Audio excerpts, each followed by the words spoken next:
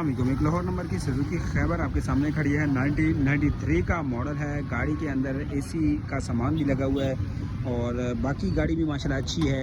और जो पैसे मांग रहे हैं वो सिर्फ 2,50,000 रुपये मांग रहे हैं। इसमें भी कमी बेशी हो जाएगी। गाड़ी का इंजन रूम आपके सामने है, देख सकते हैं।